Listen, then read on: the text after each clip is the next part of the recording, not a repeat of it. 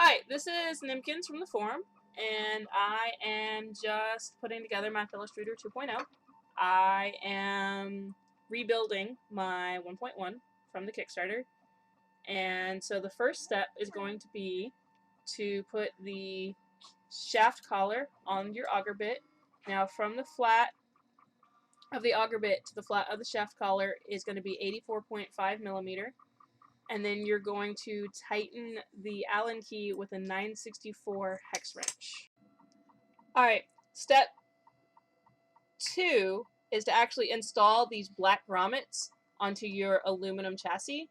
What I did was I used a pair of needle nose pliers and I used them to push the grommet through and then pulled it back through the other side. And there'll be one on each side of your aluminum chassis, and this is going to protect your wires when you run them through later. Alright, so step 3 is actually to slide the thrust bearing onto the feed screw, and your thrust bearing comes in 3 parts. It's these 2 really thin parts that look like washers, and they're going to be in a greenish bag. And then there's another part that has little rollers on it, and that'll be in the middle. Now, Tim recommends putting some lubricant on there for corrosion resistance. I went ahead and put some of this Teflon nonstick dry lubricant. Just happened to be something I had around the house. Don't use it anywhere where you're going to reach high temperatures, but the back end of the auger should be fine. And after you put the thrust bearing on, step 4 is to slide the gray washer. And this is actually going to be the gray PVC washer. And that will also go on the feed screw. And then step 5 is to slide this feed screw into the pipe nipple barrel flange assembly. And that would be, here's the new barrel. It's got a round cutout where the edges are rounded instead of sharp like they were with the version 1.1. And so I will just feed my bit in here, and I'm going to rotate it to make sure it rotates freely by hand. And you can see that it does.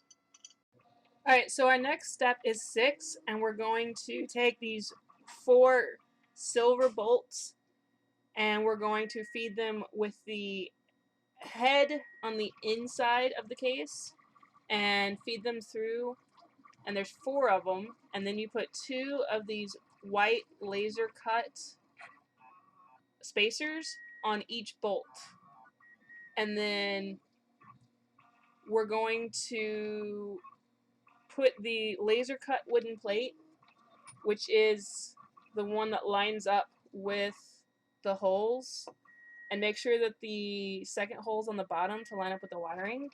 And we're actually going to slide that on.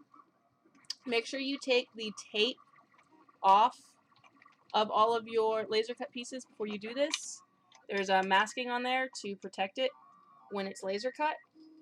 And then we're going to slide the barrel assembly in here. And we have to be careful because we want to make sure that our cutout is facing as vertically as we can get it. Now mine is not going to be quite vertical, but I want it 45 degrees towards vertical.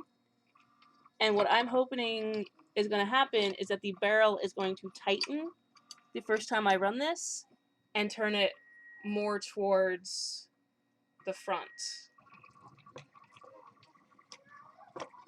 And then on that, we're going to put a washer and a nut on each one of these.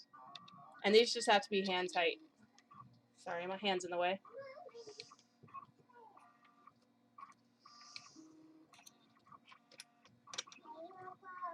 And as you can see, this is not vertical at all for me. But it's close enough. The pallets fall in there, and that's all that really matters. Bye-bye.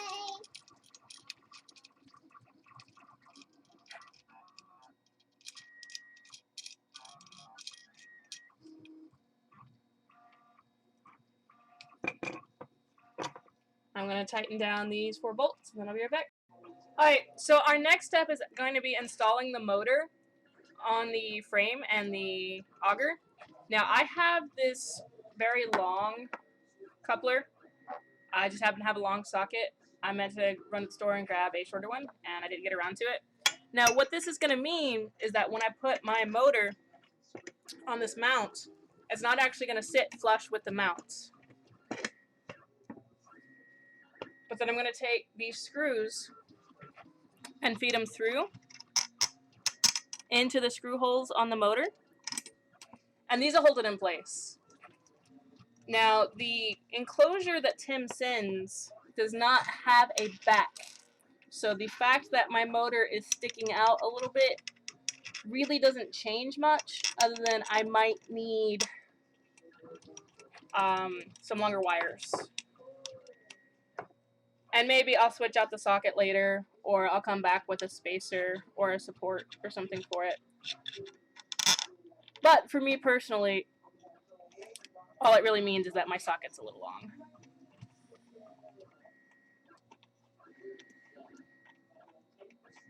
And because you're screwing these screws in this very small, tight space, I'm actually going to screw them in by hand as much as I can.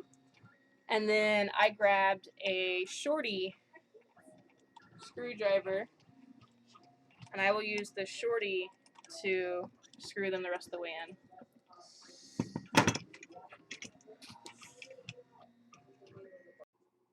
Alright, so after we put the motor on the frame, what we're going to do is we're actually going to take this coupling and we're going to screw it on the end of our pipe and then thread our nozzle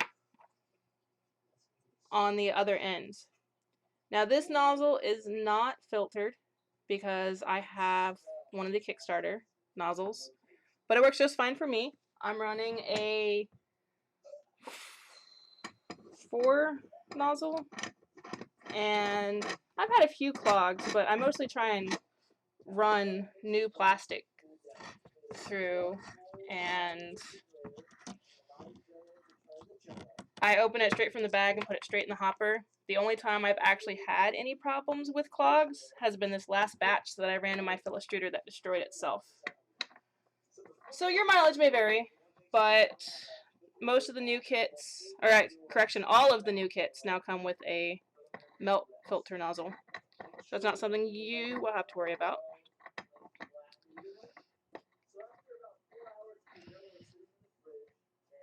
And there's our mechanical assembly. Okay, so step 1 of the electrical instructions is to install your heater band on your coupling. And then after you install the heater band, you need to put the hose clamp on the heater band and tighten it down. Okay, so I run the wires underneath, and then they could run through this hole right here, through to your controller. And you need to tighten this with a 7/64 Allen key. Now, if you have the fiberglass insulation, after you install the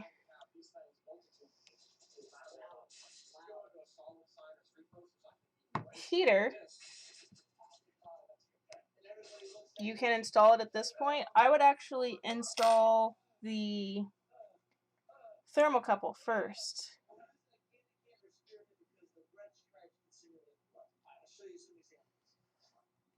Before I put the insulation on. And then on the back of the machine is where you install the stall protection board. Now the stall protection board, right here, comes with a small mounting kit. So after I put the heater on, it's time to install the stall protection board on the back of the motor. Now I got a little aluminum heatsink, and I'm going to put it on this this MOSFET right here. So I'm just going to set it down and drop it on there. It's got adhesive on it already.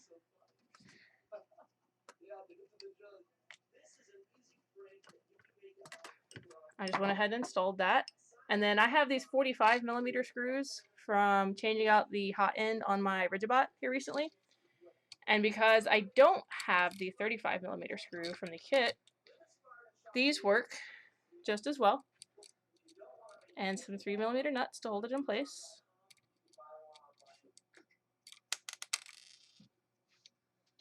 And stall protection board installed. Now the next step is going to be to install our electrical components into the laser cut case. I went ahead and painted my Filastruder logo. I just used some blue fingernail polish I had laying around the house. Now my PID controller is not the one that comes in the new kits. It is the MyPin controller and not the Cestus controller. And I still have my thermocouple wired to mine, so I have to feed the thermocouple through. But it just press fits into this hole. And then you have two switches, and mine still have some wires soldered to them. And the switches just press fit.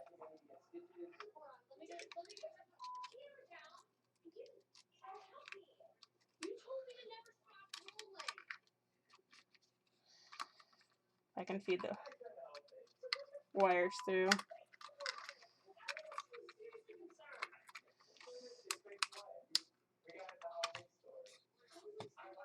And there, they fit. I just wanted to give you guys a quick view of why I did not try and do a wiring video.